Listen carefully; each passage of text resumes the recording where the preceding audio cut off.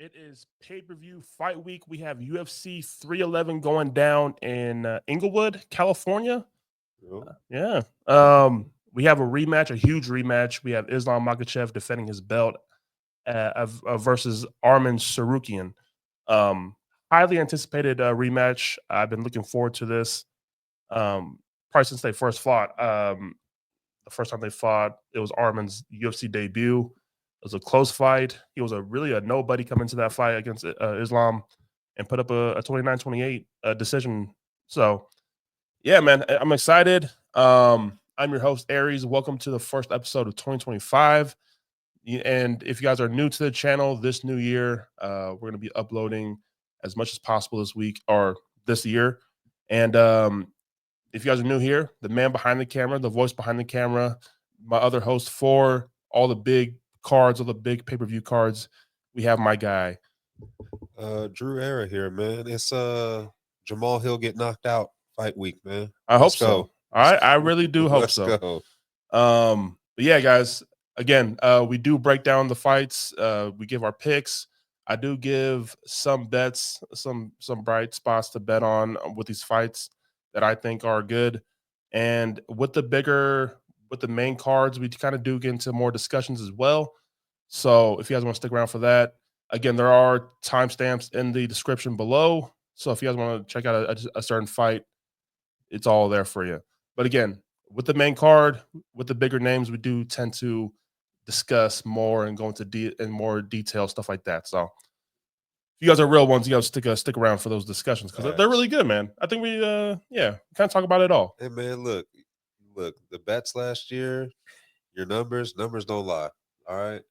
So if you want the real, you're gonna stick around. You're gonna listen to the in depth, and you're gonna get your bets, and you're gonna get your money up this year in 25. I am putting all my picks in the Tapology because they need to record it for me because end of last year something happened with all my notes in my phone where I kept record of all the fights I got right and wrong and somehow it got deleted.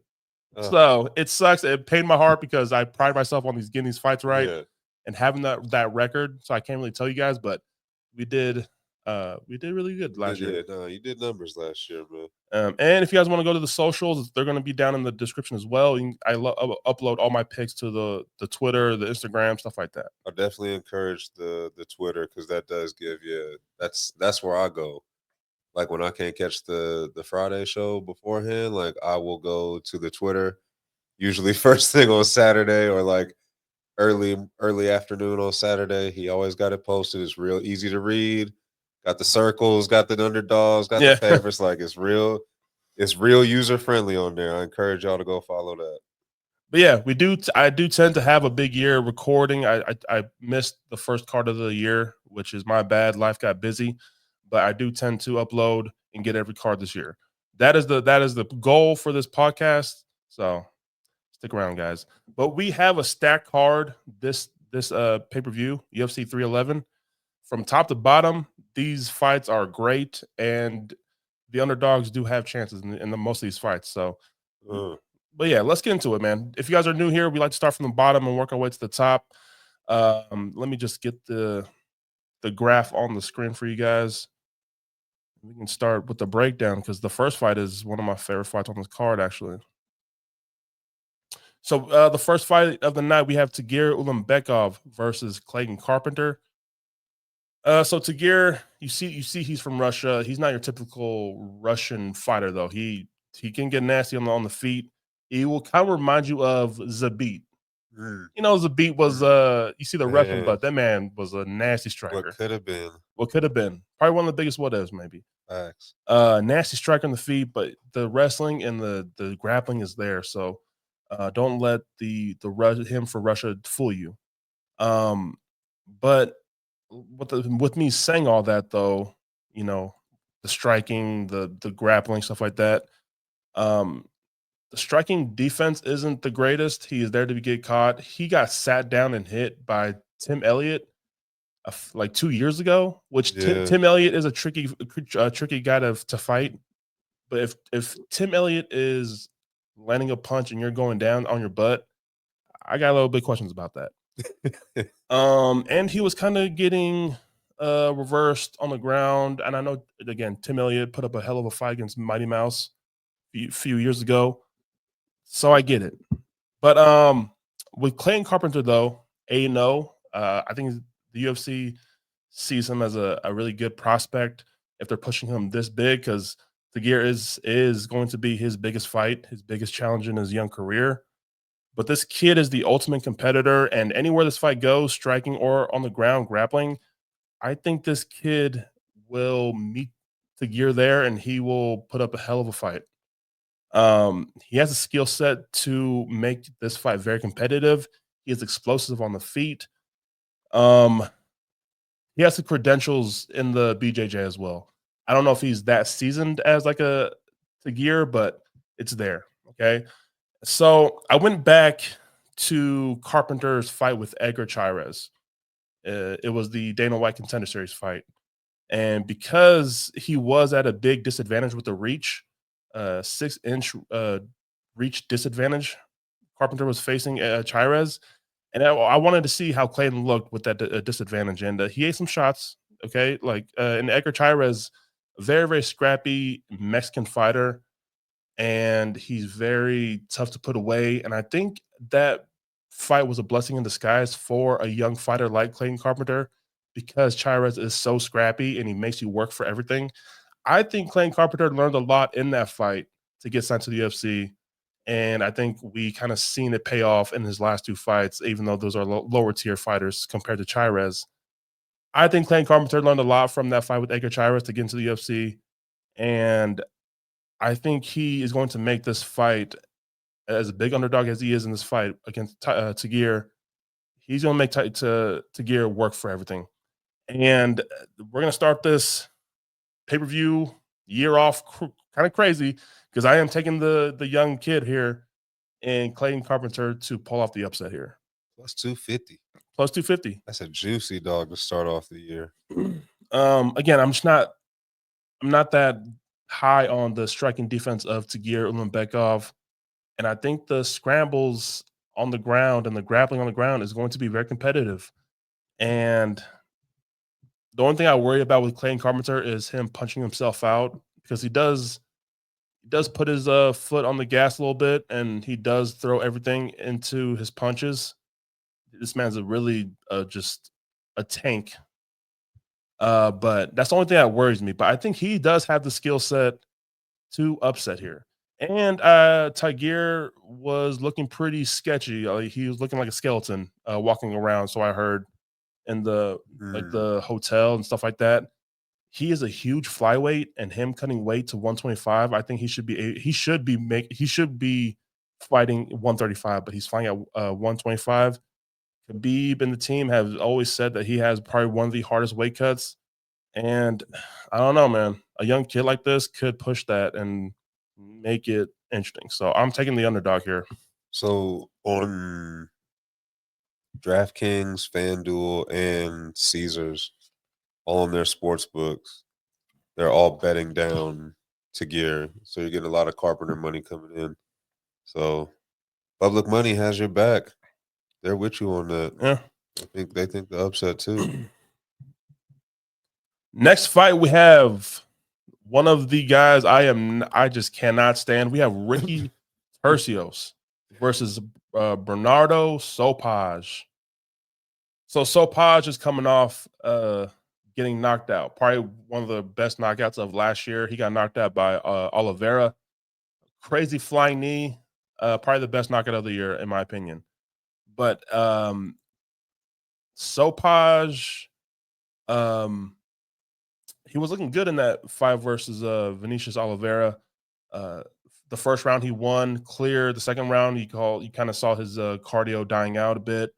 That third round he was just looking to survive, and he got caught with a flying knee, and that was his UFC debut. Sopaj is strong. He has power in his hands. He has strong hips that was on display in his last fight, tossing Oliveira with the takedowns. But Sopaj, I think he needs to pace himself a little bit better, and because he does do everything at 100%. Because Turcios, he doesn't have the striking, and he yeah, he won the Ultimate Fighter show a few seasons ago, but he probably hits air more than hitting his opponent. And he does have the cardio to outlast Sopaj, but he can make the grappling exchanges interesting in this fight as well. But I'm not high on him as a fighter. I've never have been. I was kind of excited with him, seeing him in the show, and then seeing him in his UFC debut and all that stuff. It just hasn't panned out for Turcios. And I think Turcios does have terrible takedown defense, which I do think Sopaj can take. That should be a way to uh, path to victory for Sopaj, is getting these takedowns and kind of mixing it up on the feet with the takedowns. So I'm going to take Sopaj here. I think it's pretty easy. I don't see Turcios being very competitive in this fight, except if it's only in the grappling. So give me Sopaj, but by decision, because I think Turcios, he's still tough. He's hard to put away. I don't think he's going to get subbed, but yeah, I'm going to take Sopaj by a decision here. A lot of Sopaj money coming in too. Yeah. Yeah, Ricky Turcios just hasn't lived up to the winner of the Ultimate Fighter and stuff like that. He hasn't. Next fight, we have Rinya Nakamura versus Muin Gafurov. I'm not gonna lie, I was kind of going back and forth with this a lot. So I am not big on the road to the UFC fighters. That's the show they kind of do. A lot of Asian fighters come out of the road to UFC. I am not huge on those fighters, and I just think like their chins are just not ready for the power, and they all get knocked out, and it's just, and they don't protect themselves either. And Rinya kind of falls into that a little bit, but he does have the wrestling. He's coming out of a American Top Team, a great gym, so he's training with great people. And he does have the wrestling, which I think kind of gives him this win for me. But I know people are not high on Muin Gafurov here. He's scrappy, man, and he, again, in his fights in the UFC so far, he's getting reversals on the ground in the grappling exchanges. Yeah, he does make some low IQ mistakes on the ground, but I'm seeing him get back to his feet if he gets taken down, getting the reversals, just making it a scrappy fight in the grappling department in his fights. And maybe Nakamura is just that good on the ground to where he's not allowing it, those scrambles and reversals and stuff like that. But again, I'm not there yet with Rinya Nakamura, 9-0, a hot prospect, probably kind of like the face of Japan right now.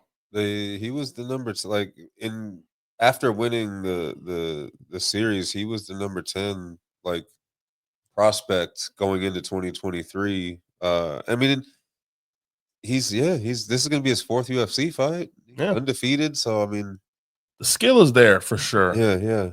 29 years old, but man, he's fighting a guy who throws heavy too in Gafurov, and I'm not trying to be racist here, guys, but like Asians and their chins just do not hold up well, and I'm like just going off history, okay? It is, yeah.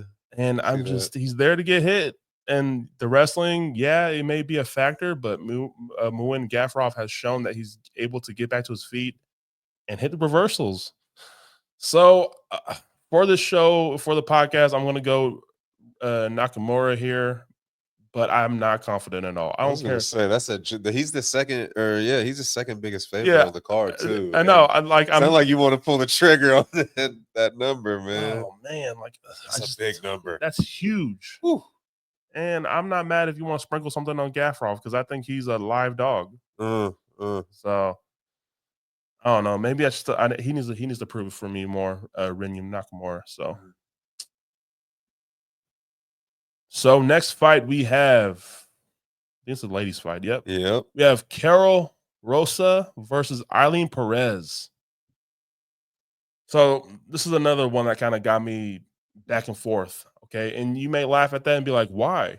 Like this should be easy, but I don't think it's that easy. Because Carol Rosa sometimes she shows up and she looks like a top 5 in that division, and that division is not that great. The women's bantamweight just not that good, but she looks like she should be fighting for a belt. And then sometimes she comes into the fights, low output, gets pushed up against the cage, just doesn't look like she's in the fight.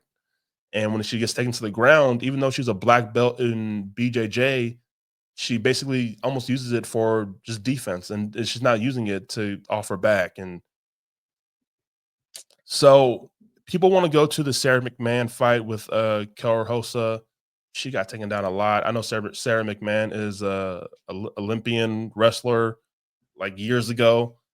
But she got taken down and exposed her takedown defense. And Nora Dumont was another one to kind of get her down on the ground as well. And I think she's had favorable matchups leading up to this fight with strikers and people who are not good with the takedown in the wrestling. And of course, Carol Rosa is going to have that edge in striking on the feet. But Ailin Perez, as much as I want to fade her in each fight that she is in, she just is a dog, man. She's a pit bull.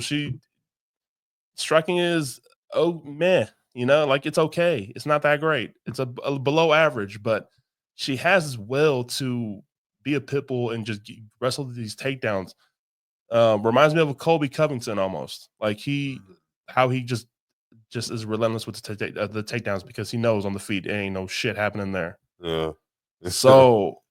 And that's the thing. Like I'm trying to get there with Rosa, but it's almost like what Carol Rosa are we going to get on the fight day? Well, it's like you said. Like she started out her UFC career 4-0 and it's 3-3 since, and it's alternating too. Like the McMahon loss followed up by a win, Dumont loss followed up by a win, Irene Aldana loss followed up by a win. If you follow the trends, she's lined up for a loss in this fight based on her last 6. So in my notes, I have Carol Rosa by decision, but what I am waiting for, and I may pick flip on fight day, is I want to see Perez on the scales. She's had trouble making weight at this weight class. She looked shaky on the scale. Yeah. In her last fight. Yep.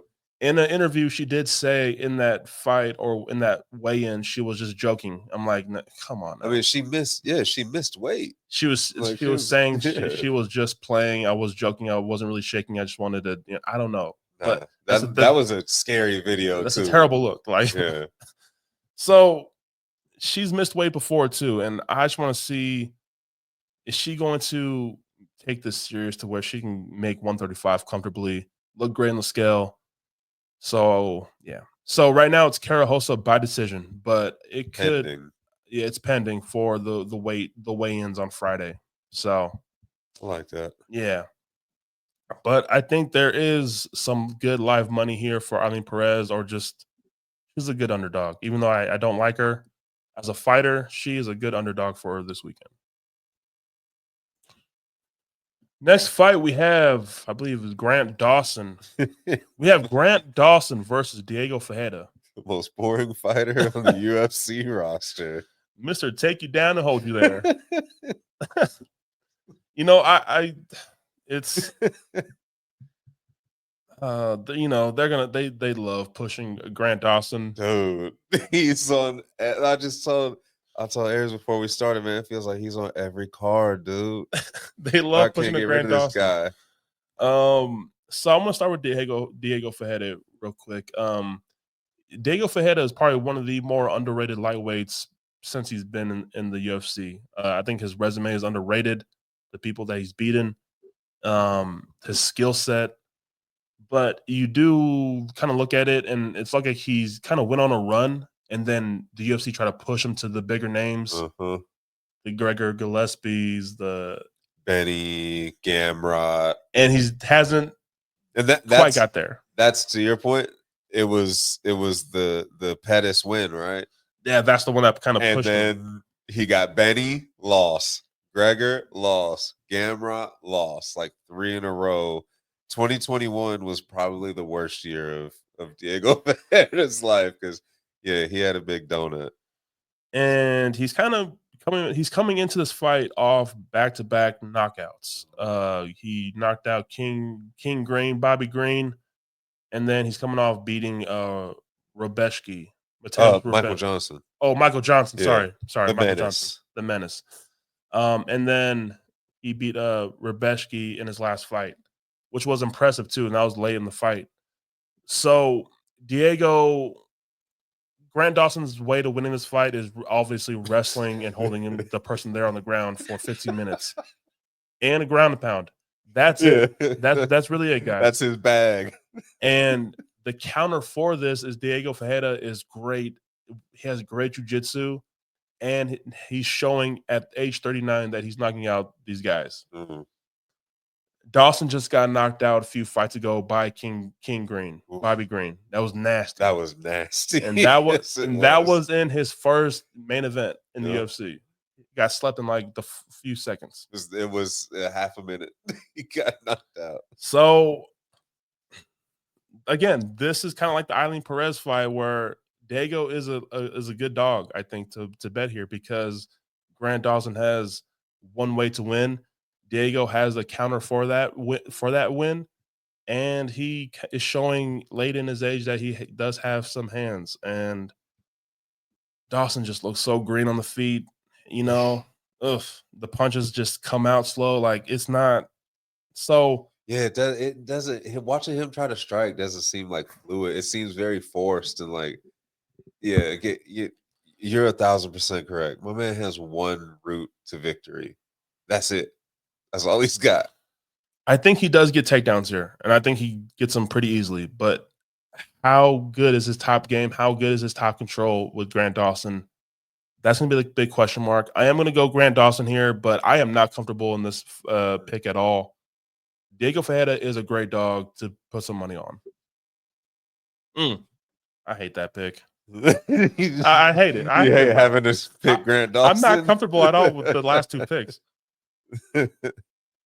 Well, I mean, to defend you though, the last one you did say is pending. That all depends on Friday and how Ailin looks on the scales. But it also plays with your mind when last week's card, which I did terrible in, by the way, and that's probably the worst start I've had to a year since keeping track of my fights for the last 3-4 years. Hella underdogs hit. And I got the wrong underdogs wrong with my picks last week, but a lot of underdogs came through, and I barely have any underdogs in this fight. So it kind of plays with your mind a little bit. So I'm trying to stick to the tape study I did, because I'm ashamed of what happened last week with the 6-8 record of mine.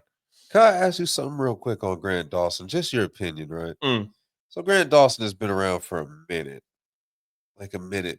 He won the Contender Series he fought in the Contender Series back in 2017. Holy moly, brother! I thought it was like 17. I don't know why I thought it was like 3-4 years ago. Yeah, not bro. He's been fighting consistently on UFC cards since 2019, right? He's got a loss and a draw. That's it. 22-2 overall. Like what? Look, man. I think it's time to get going with him or not. Exactly. Or just like, because you're still you're not even like on the prelims here. You're not even making ABC, my guy, or ESPN. You're buried right now. Like it's low-key like he's hustling backwards. And I don't get the appeal with the UFC. Like that fighting style is not. They're hating the champions who fight like that nowadays. Yeah. Let alone Grant Dawson. Like, and I think it was a real flat tire and a thing that they hated to see him get knocked out by Bobby Green in one round. Yeah. I mean, but now it's like, now it's like they almost hit like a hard reset on him. After that knockout, it's like, all right, you're going right all the way back. Like in a video game. You get all the way like to and then you lose. It's like, yep, all the way back down. You got to hit restart on it. And like when you got to go into the post-fight interview, like talking about your wife's dump truck and stuff like that. What a wild just. You know what I mean? Like it's a reach, man. You're really trying to force something here. So I don't know, but like. I know. I was like, what are you trying to sell your personality? That's what I mean. Like, are you trying to be a personality now and get Like, is he gonna get on the mic and say some goofy shit this weekend if he wins? Like, enough Grant Dawson at 25, please. Enough Grant Dawson, please.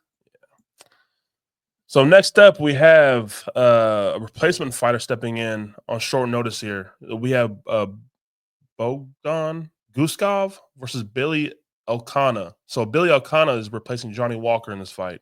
Yeah. It was a shame. Yeah. Maybe. I don't know. I do look, it's always a fun fight when Johnny Walker's in it, one way or another. A great walkout. He's happy. Right? Like enjoying the moment. He's gonna get knocked out viciously. Absolutely. Like So Elekana is coming off. He's coming into this from the LFA, I believe, and watching tape on him, he's nothing special. Like, sorry to be so disrespectful to you, but like, he really is patient and he waits for the counter strike. Or he wants to be a counter striker. He really waits for someone to come in so he can use his right hand. He really loads up on his right hand to throw and counter.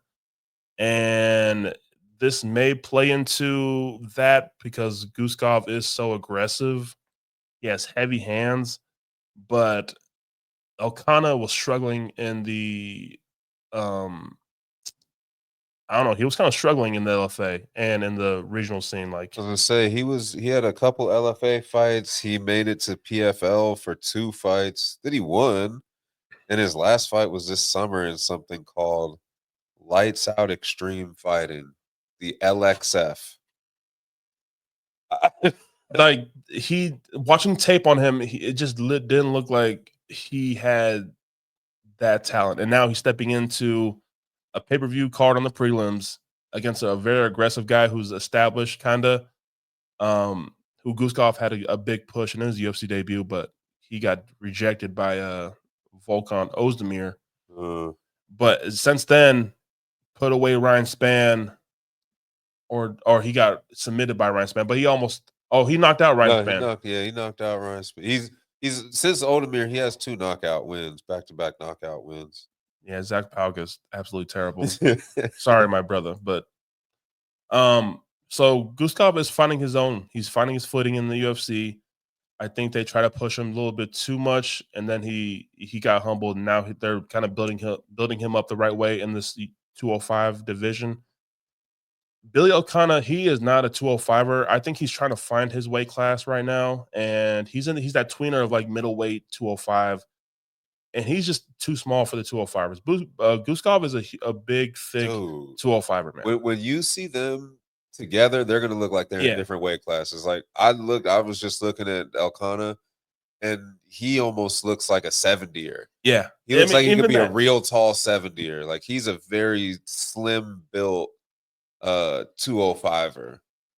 So I think Elekana just struggles with the aggressiveness, the big frame of a 205er like Guskov. I just think this is too much too soon. This man was just struggling in the PFL, LFA. Like, he's only been a pro for 4 years. He's entering his 4th year being a professional fighter, man. Like, yeah. I think Guskov loses by being reckless and getting caught because Elekana does rush in, or Elekana does have that load up, just right hand ready to go. So I don't know, man. I just didn't see anything special from Billy Elekana, to be honest. So give me Guskov, and I'll take him under rounds, whatever that is at. So, yeah. See if I can find that on the app real quick. That or Guskov KO like TKO. Yeah. Yeah, next fight we do have another replacement too. So yeah, I'll get into that, and then you just read the lines. Oh yeah. All right. Awesome. So we got Zachary Reese versus Azamat Bekoev. So this was supposed to be Zachary Reese versus 21 Savage Dumas. Tsarukyan Dumas. Dumas pulled out, which I'm not surprised at all. There's so much inconsistency with Dumas. I wish he would just take this sport seriously, because I think there isn't like a top 5 ceiling there, but I just think he could be a fun, top 25-ish middleweight and make some exciting fights. But so Azamat, he's from Russia. he is all about the wrestling. But again, his cardio is so bad to where I don't think he is in this fight past 1.5 rounds. Oof. But yeah, that's what I got out of watching his tape is wrestling is okay. Had a struggle to get these takedowns, but the cardio was not good.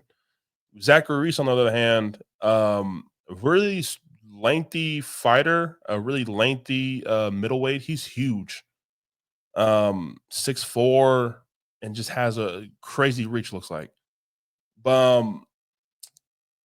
he has knockouts, he has power, and he's kind of getting his grappling game, better, working, tweaking things. A lot of people don't like Zachary Reese because I think he did get chinned in a fight, and people are kind of like, I think this guy's chinny, blah blah blah. Oh, Cody Brundage. Cody Brundage, yeah. I get it. Like, and that was the first thing I thought. I was like, yeah, Cody Brundage. I get it, guys. I get it. But in his last fight, in Zachary Reese's last fight against Jose Medina, now Medina shouldn't have gotten signed to the UFC because he did lose his Dana White Contender Series fight to get to the UFC. He lost. His toughness got him signed. And Zachary Reese had a hard time putting away Jose Medina. Zachary Reese hit him with a liver kick, and Jose Medina stared at this man smiling. That kick would have put anybody else out. But I think the silver lining in that performance for Zachary Reese is that he went 15 hard minutes of him just having this crazy output, trying to put away a tough guy who wouldn't go away. I think you do get something out of those type of performances.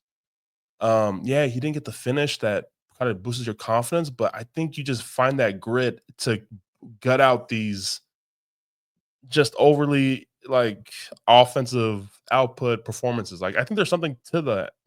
I'm a firm believer that, yeah, if you can go 15 minutes and be pushed and have a dude smile at you and you still come out on top and stuff when you're throwing everything you got in him, I don't necessarily look at that as a bad thing. Like, yeah, obviously you want to win by KO, but I think that there's something to be learned and something to be proven through. Like, yeah, like look at Ian Machado.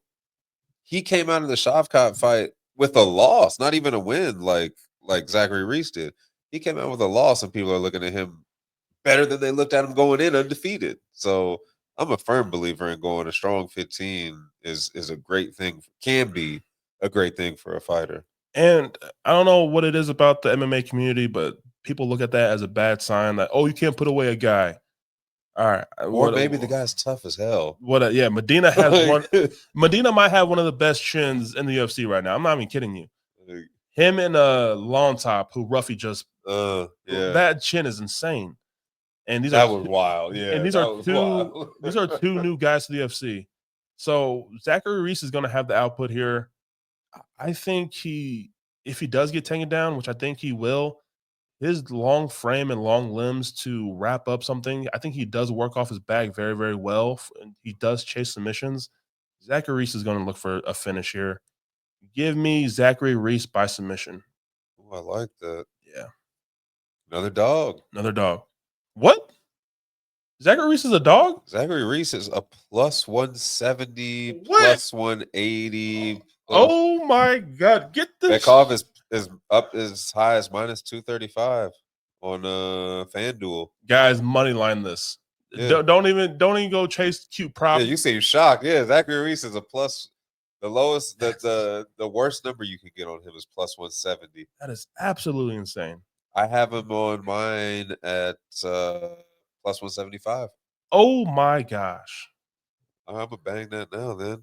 Yeah. Oh my goodness. That's some rewards points to use. I'm about to bang out that then. Straight money line Zachary Reese. I am not high. Like, yeah, the wrestling is there, but he's not like these other crazy Russian wrestlers. The cardio is not good. He's coming in on short notice for this fight. You think the cardio is going to be good a few days out? Absolutely not. So you said that it was Dumas was his original.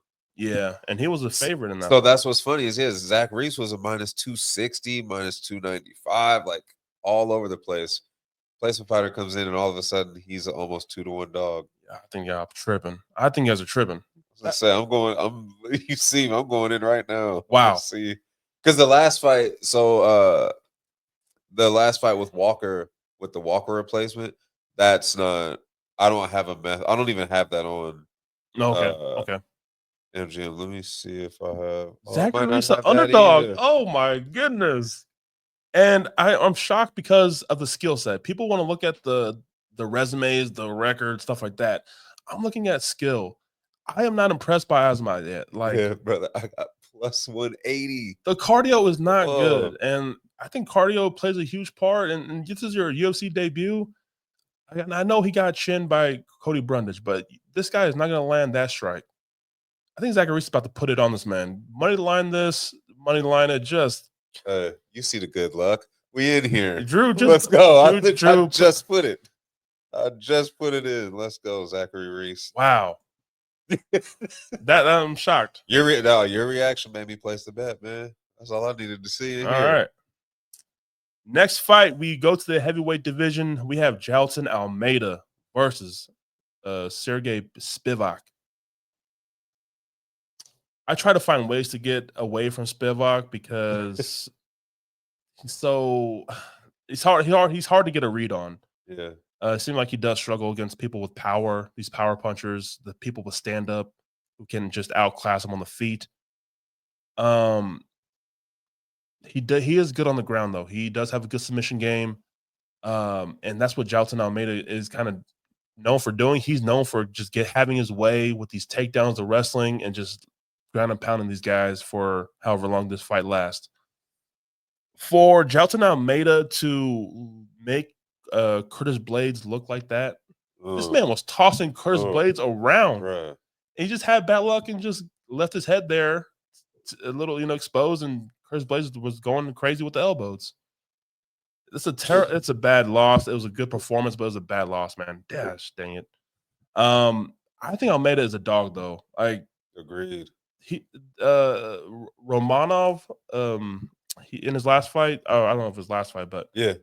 Oh, okay. Against Romanov. Yeah, Romanov, yeah. He's a huge heavyweight. Romanov is huge, and he was just making this guy look small. Almeida is strong. He's going to have his way with the wrestling. And I think Spivac just has trouble just keeping up with the fast. Like, this guy doesn't move like a heavyweight. Almeida moves like a 205er. He's nasty. If he don't lose to Blades, he's right there. He's right there. Yeah, give me Almeida. And I'm trying to get there with a finish, maybe a ground and pound, maybe TKO, and maybe the ref just steps in on a bad stoppage, maybe. But I just see a TKO because a submission, Spivac can defend well. He's good with the grappling, so maybe a ground and pound TKO win for Jailton Almeida. Yeah, Jailton, he's a big, just money line wise, he's the third biggest favorite on the card in this fight over Spivac. Yeah, minus 440, minus 455. Let me see. They should have over 1.5. Yeah, that's all. I don't have a method. That 1.5. Yeah, I might put that in a parlay or something. Like that 1.5 is, it's looking good. I'm not gonna lie.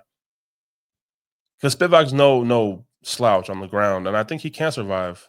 It's just, I think it just comes down to what ref you get, who's gonna pull you off and okay, that's it, type stuff. So, yeah, give me Almeida TKO ground and pound. And for the featured prelim going into the pay-per-view card, we have Payton Talbott against Ronnie Barcelos. I mean, we're not spend too much time here, guys. Payton Talbott's looking like that guy. He absolutely is, man. Big fan of his. Yeah, and I'm glad he's kind of getting more exposure. We can see more of his personality. He does seem like the shy, timid type, but I think it will come. He is only 26. He's only 26 years old. I think it's going to come, though. But I really like this guy and how he moves. He's coming to his own. He's 9-0. I think he's going to knock out Barcelos. Oh, Do this man come on, dirty. man. This is a Do showcase this fight. man. Yeah, absolutely. It's a showcase fight so that in what March, maybe the April card, you throw him on the main card, or you throw him a fight night, Main event. main event, or right under the main event type deal. But you know what this is? This is an absolute push right here. This is going to be a showcase fight. They're making it the showcase prelim right before you go into the pay-per-view for a reason. The first pay-per-view of the year, huge card, big showcase. Like The man. UFC sometimes messes up the order for these fights, but they got this one right. Absolutely. Payton Talbott right before the pay-per-view, they got this right. He's gonna give you an exciting fight. He's got a little showboat in him. He's a showman. Like he's gonna be exciting. He's gonna be fun. The walkout's probably gonna be fun. Post fight interview's gonna be fun. Like it's gonna be a perfect lead in to an incredible card to start off the year. For people who don't know him, I'm just going to give a quick comparison. He gives you Sean O'Malley vibes, a bit cleaner, maybe a bit stronger. But he does give you those vibes of just being free, flowing, just, again, a little bit showboaty, but he's just so game and he's clean, he's precise. Quick. Yeah. He's like locking it. When he locks in, it happens quick. The man is dangerous. Like my man's a problem, and I'm here for it. I look forward to. I was reading an article from ESPN put out earlier, the top 50 fighters of this year, like that are expected to have a big year. And I believe he's in the top 20, but I think he's going to have a real big year starting off on a Saturday afternoon or evening. Talbott, KO. Oh yeah. To open up the main card, the pay-per-view card, we have Big Mouth. We have Kevin Holland versus Reinier de Ridder. We've kind of gone into length talk about Kevin Holland, me and Drew on this channel because he's been on recent pay-per-views. Again, it really depends on where is this guy at mentally and who's going to show up on fight day. He is so inconsistent. You can't really rely on this man to show up 100% every fight that he's in. He's in it for the money. I guess he loves to compete, but he's basically just there to get paid a quick paycheck. And yeah, the first episode of Embedded, like the first thing you see is they are with Kevin Holland in Texas, and he's looking at bulls because he wants to buy a rodeo bull. Yeah, just like, and then they cut to his training and stuff later, and they're talking about how fluid it was and how great the mix of everything was, and then all this and that. It's just like, yeah, I've heard this story before. All that matters is when the cage door closes. Every fight we hear this. We haven't seen it. Same story. So again, you're 1-3 in your last 4. Like, dig deeper, that record gets worse and worse and worse the further back that you go. And in Kevin Holland's last fight against Roman Dolidze, he suffered a rib injury, and that was only like 3-4 months ago. And I don't think it probably healed 100%. Like, no way. Like, rib injuries are serious, and this fight is at middleweight. Kevin Holland is terrible at middleweight. He gets out physical. Like, these guys are too big at middleweight for Kevin Holland. He's a 170er. His team is terrible for accepting this fight and going up a weight class. He went up to a weight class against Roman, and now look at that. Like, he's just too small. Like, he's not strong enough for these guys. And I'm not that big of a de Ridder guy. Like, I kind of expected more from his UFC debut against Gerald Meerschaert in his last fight. Gerald Meerschaert is a freaking dog. I don't care how old this GM3 is. That man is a dog. And yes, de Ridder was getting kind of outstruck by GM3, which is not a good look. But the grappling from de Ridder for him to tap out GM3 late in the 3rd round, that shit is impressive to me.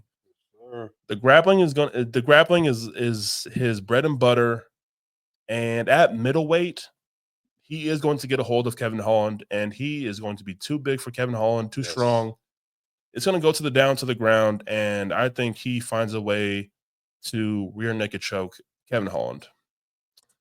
So Yeah, second fight in the UFC for De Ridder. I think he gets a finish, another finish, and I don't know, man. Like Kevin Holland could upset and knock out this guy, but you cannot count on this guy. Like no way. I have one of the for one of the fights that I do feel strong about is this fight. I think De Ridder wins. Also, that's another one. De Ridder plus 275 to win by submission. That's one I already had bookmarked. Oh my goodness! Already had a bookmark. De Ridder by decision is 250. De Ridder by submission plus 275. Already got it bookmarked, man. I don't believe Kevin Holland. I had to make a believer out of me because he's gonna get paid either way.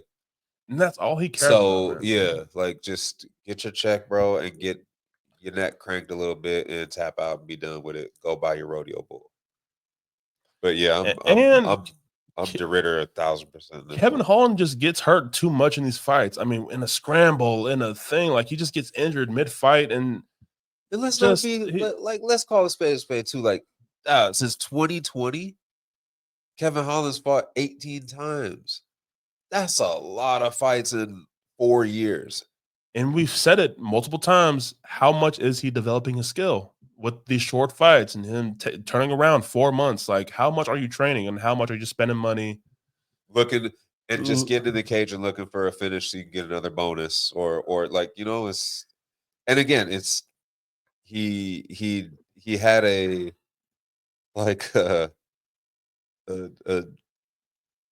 Poetan Jr. type run. COVID Holland was that dude and helped a lot of stuff and all that. And the streets will never forget that Holland. But that Holland hasn't evolved into anything past that. Huh.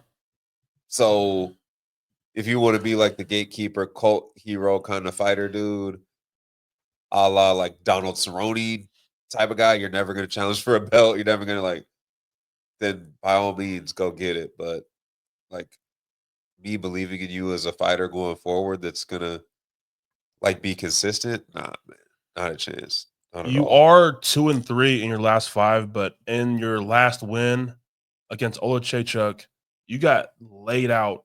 Yep, you got knocked down, and then you caught him. You caught a non-grappler in a triangle. That one was crazy. That is crazy. But again, he should have lost. I thought it was a wrap for him that fight. And then you sub Michael Chiesa. That may look impressive, but Chiesa is known for making error mistakes on the ground and getting tapped by. Don't even get me started on Chiesa. That I was gonna say the Chiesa that does nothing. That doesn't move me one bit. So I'm on De Ridder 100%. Mace already, or he's on it. So yeah, absolutely, absolutely. Now this next fight, I'm probably more excited for this fight than most. We have Beneil Dariush versus Renato Moicano. Money Moicano. Now, where should we start? I'm gonna start with Benny. Now, I get people are very, very much off the Benny Dariush train. I mean, he's coming off 2 knockouts. Bro, I think you and I were the only ones ever really on it, man. They always hate. They hate Benny. I don't know. Don't know why, man. They hate Benny though. Yes, this man has terrible callouts, but can you imagine if this guy just had a good call-out game? Like this guy could have, I don't know, probably would fought for a belt. Oh man, yeah, good promotion and just good, So he is coming off 2 losses, but this is against guys who are fighting for this belt in this main event against Tsarukyan and against probably one of the greatest lightweights of all time, Charles Oliveira. He lost against 1 and 2. Like you can't, other than losing to the champ, you can't lose to any better. And before that, he made Gamrot talk about it look like not even a top 15 fighter. Come on, that was a big cash out. That was insane. That was a big cash out. He stuffed everything that Gamrot was shooting, and he just made Gamrot look like nothing, bro. Yeah. Oh, what a night. That performance right there, it's still it means a lot to me, bro. That was insane. So Benny comes into this fight with a year of rest. I don't know how training is going. I don't know all that, but he's healing the wounds. getting in the right mental headspace for this fight. He's had some time. I know he's talking about retirement. It's in the conversation. I get it. But when we talk about skill, then you want to look at Moicano, like Moicano's kind of barely getting these wins. Agreed. Oh, Moicano is barely getting there, guys. And if you let me just pull up these fights real quick. BSD, Jailton Turner. So with the BSD fight, Sober. it looks great. Like he exposes man BSD. But if that fight did not get stopped, like Moicano was done. Like the cardio, he was fatigued, he was tired. Who wouldn't what if, right? But I'm just saying, if this fight continued for 3 more rounds, that shit I don't know if that goes well for Moicano. Fight before that, Jailton Turner. Turner knocked his ass out, trying to get a cool, nice little walk off, and referee didn't call it. Moicano fights back and he knocks out Jailton Turner. Another crazy finish. Yeah. I get it, guys. Drew Dober, decision. Dober was competitive in that fight, though. And then, but again, Dober is more of a kickboxer. He's a striker. Brad Riddell, another kickboxer, striker. RDA, he kind of made RDA he beat the shit out of this man. Yeah. And that was kind of like the last time he fought like a real grappler type fighter. And we saw how that went. I know Moicano's on this hot streak right now, but if you really dig into these performances, I don't think it looks that good. And the Beneil Dariush, say what you want about this man who has gray hairs, all that stuff. Talk about retirement, but I just go back to the Gamrot fight and just he's still a very skillful BJJ fighter. Benny is still the number 9 ranked. He's ranked ahead of Moicano. He's ranked number 9. This man, he's still a top 10 lightweight in the world. And this fool has a heavy right hand, overhand. Like he has a heavy right hand. Just real quick, you know what I like to do. I like to look at opponents. Mm-hmm. Just look at every time Moicano steps up in competition. Brian Ortega, lost. Jose Aldo, lost. Korean Zombie, lost. Fiziev, lost. RDA, lost. No disrespect to the guys that he's beating. BSD, I think we're kind of finding out is a bit of a fraud. That push happened super quick, way too quick, maybe. And BSD has wrestling, but he just doesn't use it. Like, bro, you know, like come on, man. So yeah, and then when you really when you dig in, is Swanson his best win? Is it Cub Swanson? Is it Jailton Turner?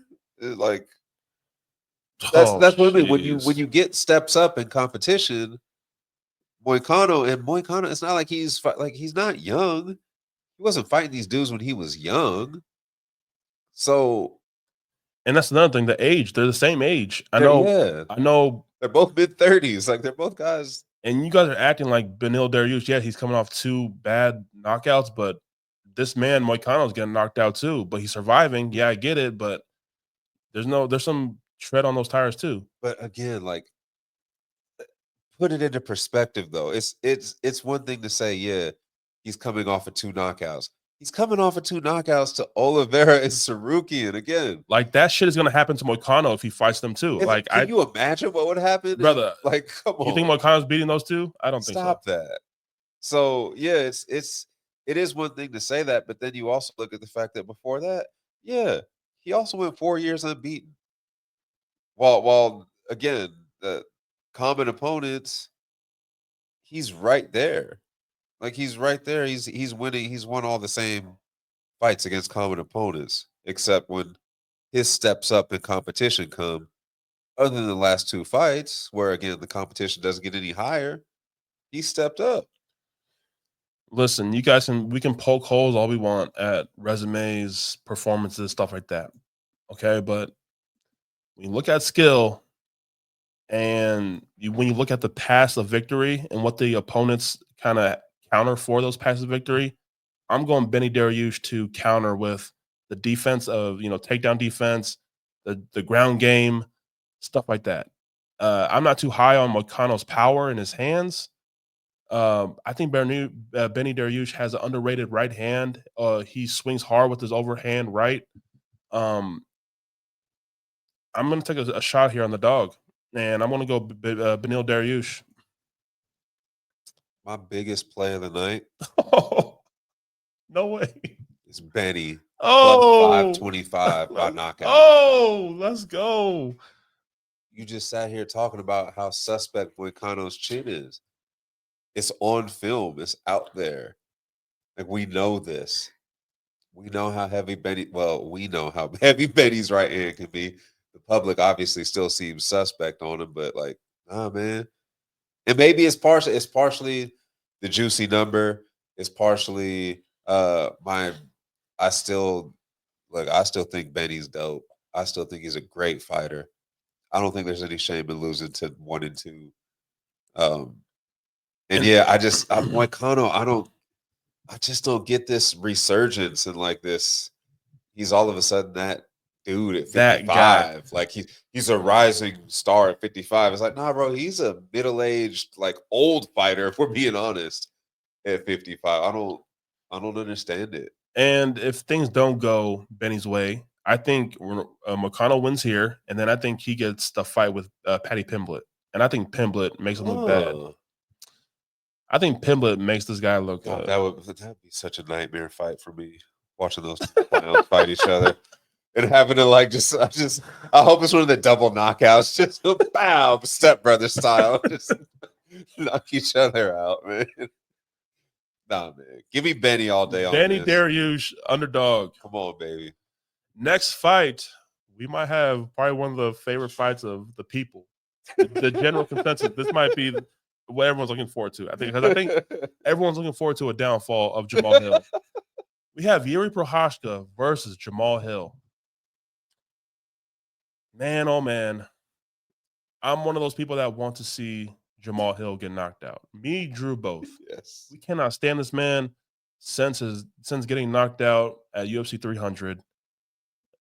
Probably one of my favorite highlights of the year. He got knocked into a different dimension because he hasn't been on Earth since. This man's Payton hit him so bad. Something might be wrong with his brain might be bleeding. Literally knocked a screw loose. This man, the way he's talking, the way he's promoting himself to stay relevant, to stay in the conversation of Payton he too. He talks like he won the fight almost sometimes.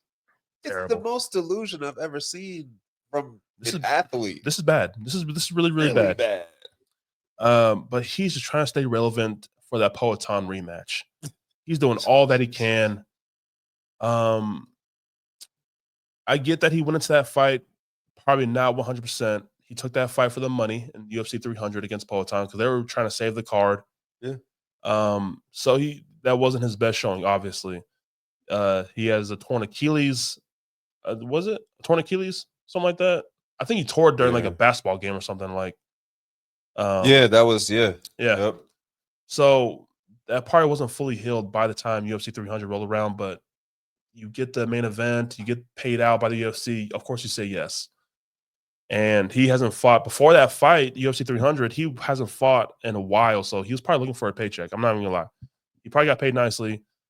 What I kind of go to though is that Glover performance. He made Glover. He beat that old man's ass. Just nasty. Yeah, keyword. Old man. Old man. Old man. But the output offense was insane. It was nasty. But Yuri Prochazka, he's probably one of the biggest question marks for me because the skills are great. The offensive, there's no defense to his striking though. This man swings from the hip, leave his chin up in the air, and it's just exposed all day. And if he could just tuck it a little bit, hide it, put a guard up, I don't know, bro, but you gotta grow a bigger beard or something. Yuri is a guy I want to cheer for, but his IQ of fighting and striking is not there for me. And I think we're gonna get a healthier Jamal Hill here, and I still like Jamal Hill's boxing. I'm leaning towards Hill knockout. But again, what kind of worries me here is Jamal Hill doesn't have one punch knockout power. And I think you're going to need a lot more than these strikes to get Yuri Prochazka out of here. Prochazka was going to fight his ass off. He's going to leave it all there. We saw against Rakic at UFC 300 with Yuri Prochazka. Just when we thought he was losing it, he came back, rallied back, and got that impressive finish. He's great in a firefight against people that aren't named Alex Pereira. And Alex has that power. I just don't think Jamal Hill has that power. So again, this is another fight I've been kind of going back and forth on, but I'm going to stay with Jamal Hill by a finish. Yeah, Yuri Prochazka, the way he's kind of been losing, I think his chin's kind of maybe going here. I heard that Yuri Prochazka is kind of looking at middleweight. Whoa. I heard this guy's looking to move down. I don't know how that's going to work with that big ass frame, but it's funny. I legit have it pulled up right here, so I'm looking through Yuri's resume and such, and I did not know that back in 2019 he defended his light heavyweight title in Ryzen, the promotion over there, against CB Dalloway. Holy moly. That's a name right there. CB Dalloway. If you don't know the name CB Dalloway, then I'm sorry because I never do this, but close out the cab, man. You too young for this, bro. Wow. You wasn't out in the streets. I think CB Dalloway was dating Tate, Misha Tate back in the day, maybe. Wow. He was dating someone. He was dating. Have a thing for Misha Tate. He was dating a fighter, but yeah, CB Dalloway. CB Dalloway was. He looked like he should have been on like an MTV react. He should have been on like Road Rules Real World Challenge, dog.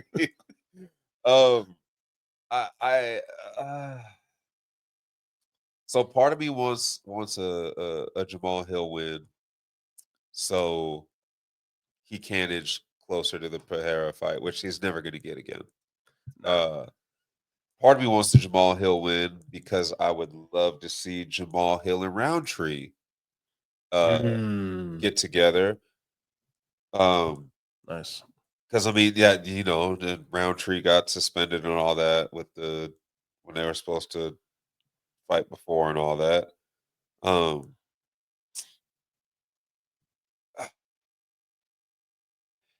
I think that I'm intrigued by this fight more than any other on the card because I personally think Jamal Hill is fighting for his career. Not literally, but his career and kind of legitimacy. Legacy. And I think more importantly, I think he's fighting for his pride and his like manhood because this is the first time we're going to see him since the knockout. Like, this is our first look at him in like 8 months or 7 months, or like 10 months, right? March. It was April 24, right? So he's done nothing but talk. You don't have to ask him shit. He's going to talk. And 9 out of 10 times, it's going to be about that fight at 300. It's going to be about how he was screwed, how Alex don't want to see him again. He wanted to fight him at the damn Apex or wherever at the gym. Like, he acted like he did. Brother. Through the boxing gloves and everything at it. Like, he said on Embedded that he's been looking forward to this fight. It's one that he's wanted for a while. Styles matchup, blah, blah, blah, right? I don't think he's focused at all on this fight. I think he's training. I think he's going through the motions, but I think this is just, in his mind, just another step. And he's focused on something more long-term. I hate saying this. I think he's the better fighter overall. I think Yuri beats him overall. I think Yuri chins him. I'm not rooting for Jamal Hill. I wouldn't mind if he won, though. I'd only mind because he's going to yap. He's going to talk a lot. But I hope he wins so that he can get closer to that rematch, or so that Roundtree, who really kind of had for me, a Machado Gary type turn after a loss, and he turned it into a win. He's also, unlike Jamal Hill, he's leaned into it. like he's making videos and jokes about losing and stuff. Unlike Jamal Hill, who has made nothing but excuses and been bitter about it and a terrible loser. I don't think Hill has it. I think that his head is somewhere else, and I think ultimately that's going to be the funny irony in all this, is that he's going to be so focused on chasing something that he's so far away from, instead of just taking care of what's right in front of him. Because he could make the argument if he scorches Yuri, hey man, I'm just going to wait. And that's the thing, chasing what's in front of him. I think there's just so much pressure on him right now. I want to see how he deals with the people talking, the criticism, the build Do you up. think he hears that? Because he talks like he doesn't.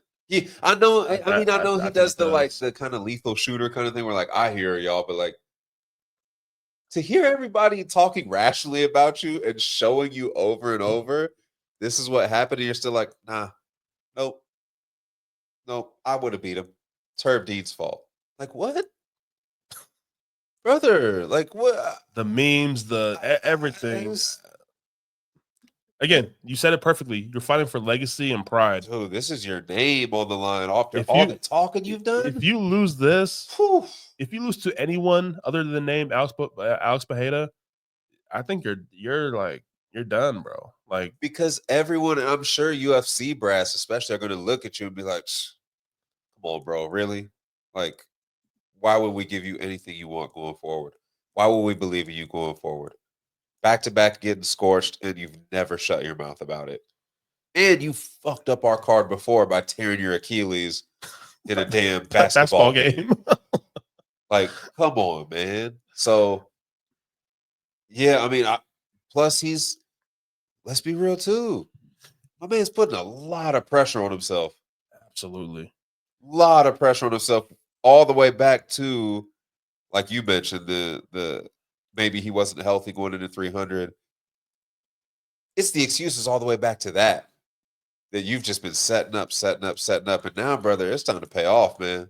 Yeah. Like you got to put your money where your mouth is now. There's no more. I hope no freak. I hope no torn Achilles. I hope everyone just is safe.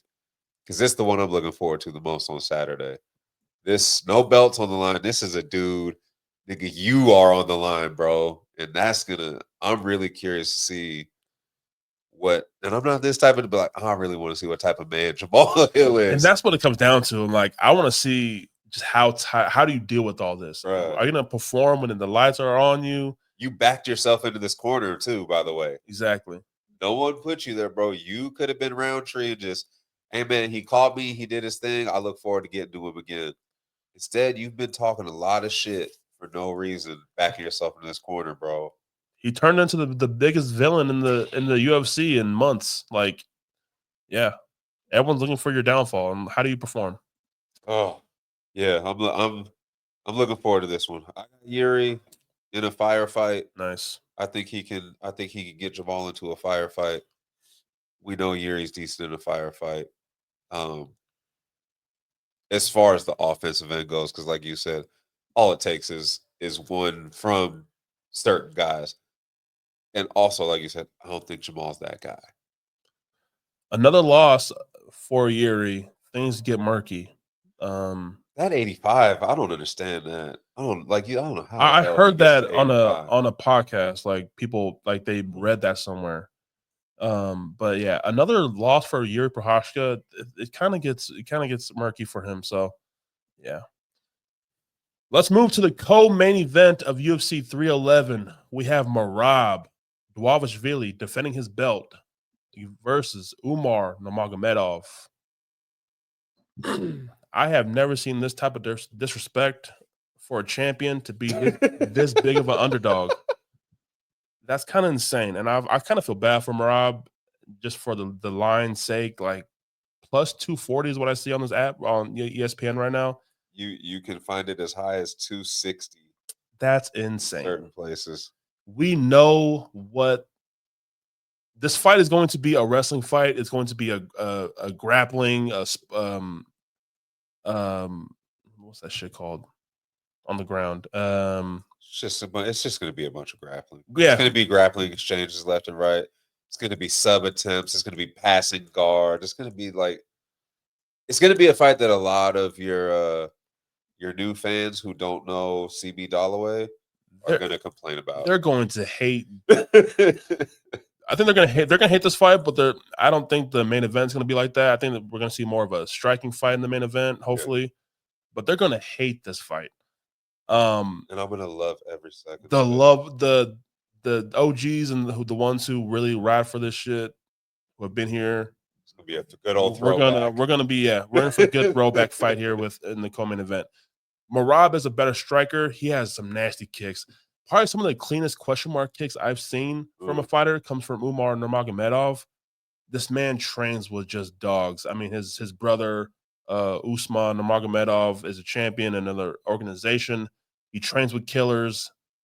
I mean, he sees a Merab every day at practice. And Merab, I'm not going to disrespect Aljamain. He trains with Aljamain and a great team with Sarah Longo. But I'm not gonna disrespect. Merab is a cardio machine. This man never gets tired. Oh my gosh! Like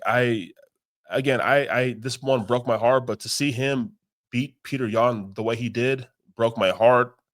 But man, that was impressive. Cardio machine. He's going to shoot for however many takedowns it takes for him to get one. He's not going to stop going forward. I just want to see what Umar does with the time that he has, the space that he has before the shooting of takedowns begins. Because I think Merab's going to be that one. He is showing some emotion in this fight. He's so emotional. He got emotional, like mad and starting arguments. All the pre-fight lead up, the press conferences and stuff. Yeah, kind of out of pocket. I was like, oh damn, there's some beef here. I thought it seems like he feels genuinely disrespected. Whereas like with O'Malley, it was more of like a kind of shit talk and build it up. Yeah. This feels a little more like something happened between them for some reason. Yeah, it's gotta be. I've been saying Umar's going to be champion one day. I didn't know who's going to be the champion or who he was going to take the belt from. This one is very, very interesting. I like Umar works at a crazy pace, but having someone bring that pace to you, I'm wondering to see how Umar takes this because Umar does. I feel like he breathes heavy, so I kind of worry for his cardio, but he seems to be okay. But it's the breathing. Maybe he's just breathing weird. I don't know. But I'm gonna back my talk up with Umar becoming a new champion.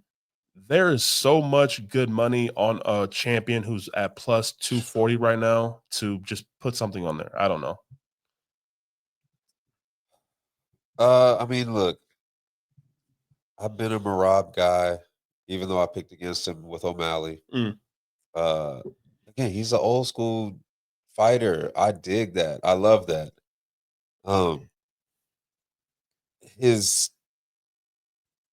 You take out the signs and the Ricky Simone, and like his resume is crazy. It is absolutely insane. The who's who, like all in a row too. Anyone who was close to fighting, Aljamain, he was like, no, get out. He low key has been Aljamain's hitman. He defended like on the side, a lot of killers, man. And now they live out here, like in the same on the same street, which is their relationship is kind of goofy to me, but whatever. I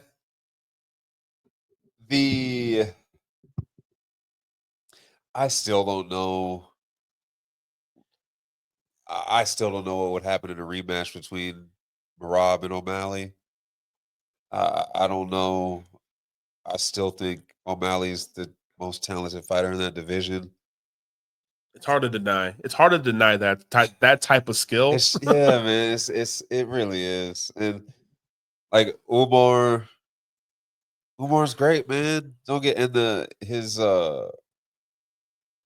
Sandhagen fight. That one, that was one that really made me like, okay, maybe it's not, because I kind of feel like it's a little bit rushed. I feel like the camp, the name, are doing a lot of heavy lifting here, because I don't think that fight warranted a rematch for O'Malley, but I wouldn't have been mad if they ran it back. Dana has come out and said O'Malley's going to be cage side and probably is going to fight the winner. I think that's a really good. I think it's a good division. I think that you could have passed Umar for someone else. So I think that Marab's getting super disrespected for no is crazy. reason. It's crazy For no reason at all. A 3-1 dog in your first title defense is wild work to be when all you've done is go the distance in your last 4 and beat 4 killers and just clearly destroyed these guys in every fight. Like not even damn near pitching shutouts. Yeah. Like over the past 4 fights you've been in against former champions and Hall of Famers. I think that's undeniable. I think this was my worry with the O'Malley fight, and he proved me totally wrong. As long as he controls that chaos and the aggression and the energy and all that, because pace wise, man, ain't nobody in the company gonna keep up with this dude. He's nuts. It's annoying. Like I don't like Merab. The part of Merab that I don't like is his talking, because he talks so fucking much. And it's like, bro, you're just saying stuff. Like, just shut up and the fact that his pace is nuts. He is relentless. And I really liked the question that you asked, where how's it gonna be? It's that old, when you go from like the hunter to the hunted. And in this case, it's like, well, okay, so what's Umar gonna do then when he's the one getting pressed? When Barab rushes across the cage at him as soon as the referee's all right, fight, and he just shoots right in and goes for that takedown. And what if he gets it? What if he gets you in that? Like those are the things. Merab has been bred for this. He's built for this, as he's been showing. I like Merab. I like plus 320 on the decision. That's a crazy number for a champion to have, a plus 320 to win by decision. Money line, guys. Just money line plus 260. Like either way, there's a lot of value there. That's probably the best value you're ever going to get on a champion, or just Merab in general. Oh my gosh. Like, just do something with this. It's got to be that. Like we got to go back to like the Matt Serra days of like a champion being this big of an underdog. Never seen it. Like, this is crazy. Like I'm back in Merab. I won't be shocked if, again, the first thing I told you, look, I don't know what the hell's going to happen in this card, and I love that. Nothing's going to shock me except for Payton Talbott losing. Payton Talbott loses, I'll be genuinely shocked. That's kind of low-key the only real shocker, like jaw dropper of this card for me. Brother, we have 14 fights on this card. The over-under for underdogs winning on this card should be set at like 5. Like it's crazy. Like 4.5 over-under underdogs winning this on the card. It's insane. Shit, man. I think stay tuned for the picks coming out on social medias, because this one might be a pick flip for me. Because I think Umar sets up a lot of stuff with his kicks, and if he doesn't have space to do any of that, and now it's just a strictly just grappling match and reversals, you know what? I'm gonna pick flip right now. Give me more Rob and still keeping the belt by decision. So I got real quick for you. I have got it actually wasn't too long ago. Aljo and Jan 2. Aljo is the champ. Plus 350, dog. Oh, Aljo. And then Aljo went out. Made in that, yeah. So one that broke my heart. Same team. I mean, I'm not saying. I'm just saying. History could do a little bit of repeating on Saturday, but again, if Umar wins, I wouldn't be shocked at that at all. And I have as much as I think he's kind of a dick, I've really enjoyed watching Habib turn into coach. It's To one of become my coach Habib. It's been really dope. one of my favorite things, man. Like he's fulfilling his father's, I think that's been really cool. And I think that would be a really cool story if Umar, and the fact that like shit, as of what, today or yesterday, like his brother might be joining him soon at 55 because Bellator RIP, no more Bellator, and Usman is the 55 champ over there. So if he don't go to PFL, then you know what? Let's do that. Money Moicano, go ahead and beat Benny, and then welcome Usman. Usman. Welcome Usman to UFC and let him beat the dog shit out of you as a debut. But yeah, I won't be surprised either way. I think it would be a really cool story if Umar wins. I think it'd be dope if we get the rematch of O'Malley and Merab and get to see O'Malley at 100% and just see what the rematch would hold in that one. I need to see this ground game, man. I need to see the ground game that people talk about with O'Malley. Like, I thought we were going to see it in that fight. I thought it was catered perfectly. It's just, I don't know. My analysis on that fight was Merab has one way to win. O'Malley has multiple ways to win. And it did not. And it didn't matter. Merab's way dominated. And people that had that scored even relatively close, I don't know what the fuck fight y'all were watching. That was not a close fight at all. And I was on O'Malley's side, and that was not a close fight. He kissed my mans in the fight. Okay? Like, chill out. I'm gonna pick flip again. I'm gonna go back to Umar, guys. I don't know, bro. I don't know what I'm doing here. I'm just here, bro. I'm just. It's such a good card, man. It's such a good card. All right, Umar decision. I can't do this. That's why y'all got to follow the socials, because look, I'm not gonna be surprised if on Saturday or Friday night I see a circle around Rob with the crown on it. Oh my goodness. There's too much time within now and Saturday morning when I drop my picks, man. The winner circle is gonna be interesting on Saturday morning. Yeah. Oh man, it's gonna be one to watch. All right, guys. The main event for this UFC 11, we have Islam Makhachev defending his belt versus Arman Tsarukyan. A rematch, like we mentioned in the beginning of this episode. This is a rematch. They fought a few years ago. It was Arman's debut fight in the UFC, and it went all 3 rounds. He made it a very competitive fight for Islam. Fight of the night. Yeah, 2019. Yeah. The scrambles, everything. He had an answer for Islam, and people were kind of shocked because Arman was a nobody. And now with time, Islam is a champion. He's looking like a real great champion at 155. They both have grown, but Islam is continually pushing his ceiling up. Let's just get into these performances real quick. Let me just pull up these fights. I got you right here.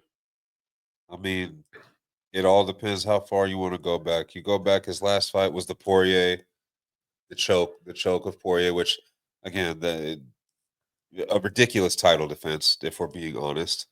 They're gonna keep feeding Dustin Poirier title fights. Ridiculous title defense. So people, I don't know how people feel about that title defense. Poirier, a great striker. He's proved to know to have a great guillotine. He's worked on his grappling defense a little bit, but still not, top tier. He made it a very competitive fight, and to see Islam grind that out and finish Dustin Poirier in the 5th round. Yeah. Again, I like those signs as a champion to grind out those type of performances. Well, it's like you mentioned earlier. Sometimes going the distance with somebody you will pull more from that than just knocking out or choking out somebody in a minute. Yeah, I think that speaks volumes for Islam, and I think he's a better fighter, like a hell of a bigger fighter 100%. than this. Yeah. So after that, we get the Volkanovski knockout, and people may say he wasn't too soon. I get it, but to knock out Volkanovski at that time, after fighting him a few months before and kind of having that, close decision. Questionable, yeah. A lot of people were split down the middle on that one. Kind of crazy. Again, the decision And to was see a Volkanovski. Dagestani win by head kick is kind of crazy. Yeah. Gosh. And what probably my favorite defense was the Oliveira win. Again, Oliveira is one of the greatest 155ers of all time. And to submit Charles Oliveira is insane. And I believe, if I'm thinking about this right, he kind of made that look easy. Yeah. Yeah. So that performance right there is crazy to me. And these guys have had different paths to this obviously to this fight. The Tsarukyan has kind of taken the lower names, I would say the lower names of the division. Now his recent wins against Benny Dariush and what was his last fight against? I mean, the Oliveira fight showed me a lot. The Oliveira fight was last. That was, I mean, the two that was fights insane. that I go to for Tsarukyan were the first Islam fight, which if you haven't watched that fight, like that fight that's a great fight, man. That was such a good fight. Scrambling, striking, takedowns, stuffs back and forth, like nonstop. That was a great fight. If this fight is half of what that fight was, like we're solid. The Oliveira fight, that was one that, again, I was on Oliveira. It was a kind of back and forth fight. It had each side had their moment. I don't know how the hell Tsarukyan survived. That like, that submission was in deep, and yeah, it's crazy. No clue. But shorts again, were coming off, like dude, trying to scoot out of that guillotine, like yeah. And that's one where you learn more from going 3 rounds and pushing your limits. Benny, the finish on Benny in a minute. Joaquim Silva, like the only blemish in there was the Gamrot. And that, I think he won that fight. Yeah. That was a really close fight. And it was, again, a heavy, scrambly type fight, wrestling heavy fight. And I thought Arman did enough to win that split decision. That decision blew my mind.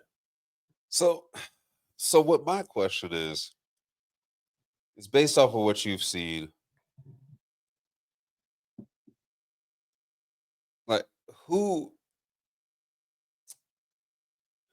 is there a style advantage in this fight? Can you look at one side and say, like, for instance, do you look at Islam and you say, all right, I think Islam has a striking advantage here, and that might be the route to victory for him again? Or do you just throw it all out and say, just like the first fight, hey man, just let him go in there and scrabble and see what's what? What's the game plan basically for, like, what can the coaches look at and say, all right, we get him here? For Islam? For either side. Oh. You know, like who's the I think there is going to be more striking in this fight. I think they watch tape, and I think there are going to be attempts, but I think they're going to fail so much on the attempts to where I think this just becomes a striking fight. Arman has some good striking, but in his fight with Joaquim Silva, he got rocked against Joaquim Silva. He did battle back and win that fight, but he's kind of been hit. And Islam too. Islam, he's lost by knockout too. But again, with each performance of a champion and how Islam is getting through these fights, the growth of this man is, I just think, again, like I said, Islam is pushing his ceiling up more and more, and he's growing with each fight. And I think Islam is a little bit more capable in this fight than the first fight of standing and trading a little bit better, and his striking is a little bit better, a little cleaner. Arman, he throws strong. It's kind of crazy how he throws, not really precise. I think he's just throwing strong and hopefully something lands. I think the scrambles get interesting, but I think this fight will be won with moments on the feet, striking. Who's going to land that that effective shot to win rounds. Because I mean, yeah, if you watch the first fight, like you said, the takedowns, it's almost like a wash. Yeah, it almost canceled. Like they neutralize each other in that. And yeah, if it does come down to striking, you totally trust Islam way more than you trust Tsarukyan. The growth in the performance of each fight from Islam that I've seen of him defending his belt, even before the belt, like this man is just growing at leveling up a crazy rate. And to beat Dustin Poirier the way he did, he outstruck Poirier. He looked good, man. And like, I might have to go with the champ here. I like what everyone is doing at that camp. Khabib is a great coach. I think they're going to have better answers for Tsarukyan than Tsarukyan's going to have answers for Makhachev. And that, as we've seen too, like that is such. Personally, I feel like that is such an underrated part of MMA that's becoming super important as the sport keeps progressing. You're coaching. These coaches, man, like there are a lot of good coaches out there who in between rounds can make adjustments that can shift the dynamic of a fight. Like I really Khabib, Javier Mendez, aka greatest team ever, other than Shoot to Box, obviously. Islam can become arguably the greatest lightweight ever in this fight.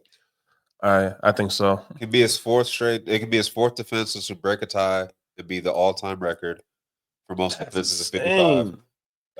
And it shows you how active this weight class has been for years. Probably since the started, maybe. 155 has always been 55 and 205 are the two greatest divisions of all time in MMA and UFC history to me.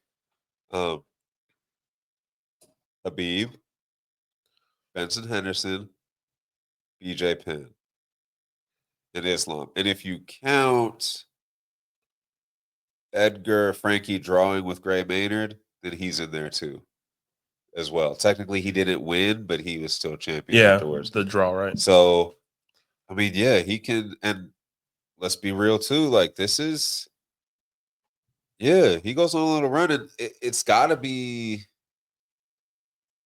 I mean, does he clean? It's 50-55 ain't. 55 clean? Not right. Yeah, again, there's like a new wave coming in right now, getting these old names out. Transitional kind of time. 55. I don't know if Islam is going to wait for this transition to happen. I could see a Bilal super fight happen, champion versus champion, because he thinks he'll go up there and just wash Bilal. Bilal's an easy target. Yeah, I get it, and I could see Dana being like, go fight Bilal. Get Bilal out of here. Get that shit out. I can definitely see it. They hate the man. I've grown to like Bilal because of Drew. Yes, sir. I think Shavkat gets washed by Bilal. Bilal. I think Bilal is making Shavkat look easy. I love to hear that out of you. That Shavkat versus Gary fight showed me a lot. I'm like, I think Bilal's whooping this man's ass. I mean that just went somewhere else. I love that energy. You know that. I guess then the question, I don't know. I guess the question then becomes like, is an Oliveira rematch enough to keep him there? Is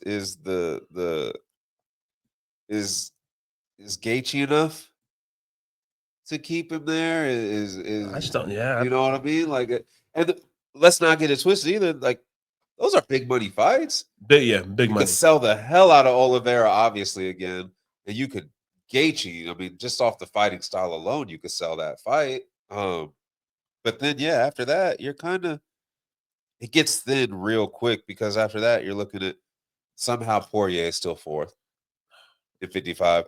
Max Holloway's behind him, and then Dan Hooker, who, I mean, great fight last time we saw him out, but they're also talking about Gaethje and Hooker next, and locking that. And Islam cranked that shit on Islam Hooker. Smokes all of them. Yeah, I love Gaethje, but Islam smokes him. So I mean, yeah, I guess then you start looking at you got to look at welterweight. Yeah, I And think welterweight's you kind of in a got to. weird spot right now. And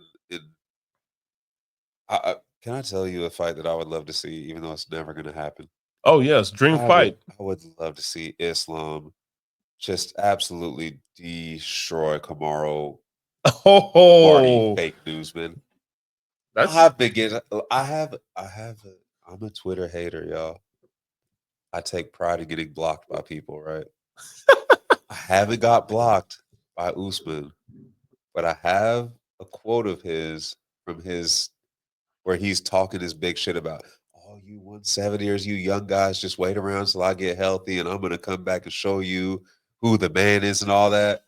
I can't wait for one of these young guns to smoke his fucking boots and I'm gonna light his ass up. Don't get me started on him. I want it to be Bilal because I think Bilal will. me too. I think it's gonna be. I really think it's gonna be Bilal. I think he beats Shavkat, and I think they're gonna line up Marty Fake Newsman and him. And I can't wait for that. But if it's not him, give me Islam. I would love to see a 55er come beat this shit out of. A lot of people think like it's the number 2 70-er. I think if Usman can get Chimaev, I think Usman can talk his way into fighting one of these champions. Right? Dana still loves this man, so. Oh, yeah. Oof. I'm with you. Yeah. There's more for Islam dancing around and just jumping. You know, and he's getting older, so it might not be as easy to get back to 55 if you make that jump to 70. And there's more exciting young talent Boy, that and fights to make it 70 than this there man are at at 55. this man at 170 is going to be fucking jacked. Oh my goodness. Oh my goodness. Islam at 170 is going to be Look at jacked. all the. I mean, you could. There's so many. Yeah, there's a ton of fights at 70 for him. That's another one. I would love to see him. I'd love to see his debut at 70 against like Colby or some shit like that. Oh, just poor guy. send Colby into retirement. Someone's got to do it. This man just Colby's talking his way into big names, and it's done, bro. It's done. Well, sorry. Actually, let me throw you this curveball real quick before we. By the way, I think Islam wins. Yeah. If you guys don't know already, Islam I think he wins. And still the I wanted to go Tsarukyan this. I really did. I wanted to find a way, but me too. Outside of them fighting each other 5 years ago, almost 6 years ago now, and that being as close as it was, since then, you said it perfectly. Islam hasn't stopped leveling up. Whereas Tsarukyan is kind of like, well, we kind of know what's going to be walking in there. We know what we're. Whereas Islam, every fight, like, again, if you'd have told me Islam win by head kick and knock out, wait, what? He has that in his bag? Like, that's what he's going to be winning by? And so he continues to surprise me in the best ways and continues to shock me at how much better he continues to get. He'll cement his greatness. The last question I have on him in his future is, there's a guy at 45 that wants to come up and fight him. Oh, I forgot about that. I did too. That's why I had to ask just now, because that's one that I think could keep him around. That is definitely one that can keep him around. And that's a way bigger money fight than anyone at 70 will give you. I fucking love that. But I also think it's a bigger threat than anybody at 70. Not anybody at 70, but I think it's a bigger immediate threat than moving to 70 is. Oh, I like that. Ilya's he's dangerous, man. I don't know if he can handle the wrestling and this, like, the size for moving up like that, but all it takes is one, bro. Like, ain't nobody been touched like with what Ilya has. Like, so that man's cold, man. Is that enough though? Is that enough to keep Islam down and make one more cut to 55? I think it is, but I think the confidence of Topuria talking and how he's saying I could beat Islam, he wants to. I think Islam will want to prove that wrong. He stays. Ooh. He stays, and they fight. 2025, this fight has to happen, bro. Oh man, yeah, because at 145, we're getting so much just inconsistency with like two through four. Like they're just fighting each other at this moment. 45 is Volk, Max, who forget about it. Diego, who I don't know why he's taking fights. Why are you, brother? I don't know why he's taking fights. Don't be a company man all the time, bro. Like I know you want to say yes, boss, but come on, man. Both SARS at 4.